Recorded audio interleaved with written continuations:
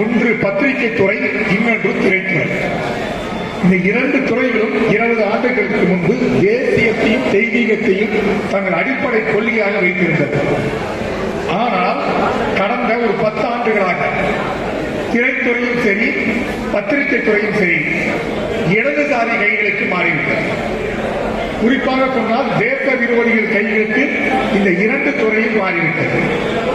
இவர்கள் இரண்டு துறையிலும் தேச விரோதிகள் தான் அதிகமாக கோலச்சிக் கொண்டிருக்கின்றார்கள்.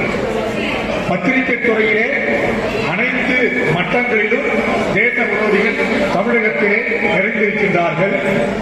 திரைத்துறையிலும் அதுபோல தேச விரோதிகள் அனைத்து மட்டத்திலும் நிறைந்திருக்கின்றார்கள்.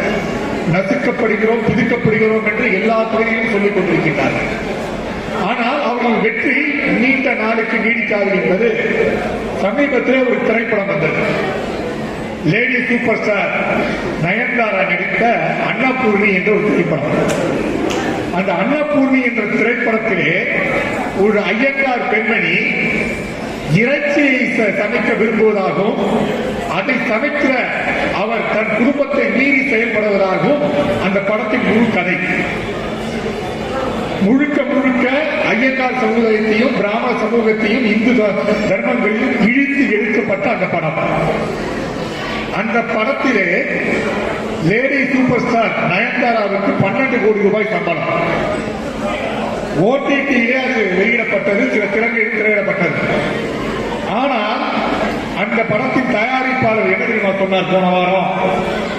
எனக்கு இந்த படத்தின் மூலமாக கிடைத்த வருவாய் வெறும் 82 லட்சம் மட்டும்தான்.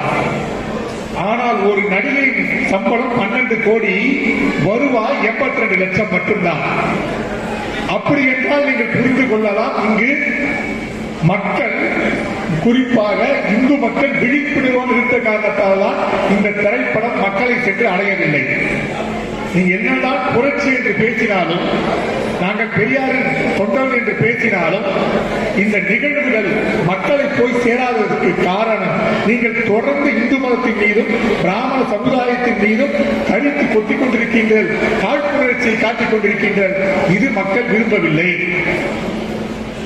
ஆகையால்தான் நீங்கள் எவ்வளவு பெரிய ஸ்டார் சத்யராஜ் நடிச்சிருக்காரு அந்த படத்துல. அவர் யோசிச்சு பாருங்க, ஒரு நடிகைக்கே 12 கோடினா மொத்தம் எவ்வளவு செலவாக இருக்கு பாருங்க அந்த படத்துக்கு. ஆனா வருவாய் வெறும் 82 லட்சம் மட்டும்தான்.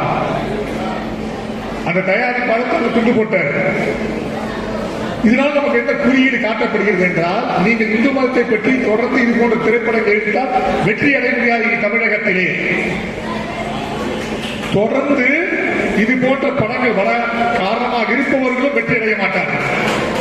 இப்பொழுது நம்மிடையே முருகன், சத்திரிய மோகன் போன்றவர்கள் நமது சிந்தனையான படங்களை எடுத்துக் கொண்டிருக்கின்றார்கள். இது கண்டிப்பாக வெற்றி அடையும் என்பது நமக்கு நம்பிக்கையாக இருக்கிறது. ஆகையால் நாம் பத்திரிகை துறையும் திரைத்துறையும் இப்போது சுத்தம் செய்ய வேண்டிய நிலையில் இருக்கின்றோம். இந்த இரண்டு துறையும் தேசபக்தர்களால் நிரப்பப்பட வேண்டும். ஏனென்றால் தேச விரோதிகளால் இத்தனை ஆண்டுகள் நிரப்பப்பட்டிருந்தது. முன்பு காலத்திலே பார்த்தீங்கன்னா கப்பலோட்டிய தமிழ், வீரபாண்டிய கட்டபொம்மன் போன்ற சுதந்திரத்தையும் நாட்டுப்பற்றையும் இருக்கக்கூடிய படங்கள் இருந்தது. இப்பொழுது நாங்கள் புரட்சி செய்கிறோம், நாங்கள் நசுக்கப்படுகிறோம் என்ற படங்கள் தான் எடுக்கப்பட்டுக் கொண்டிருக்கின்றன. கேட்டால் நாங்கள் ஒடுக்கப்பட்டோம் என்று ஒரு பாவனையை காட்டிக் கொண்டிருக்கிறார்கள்.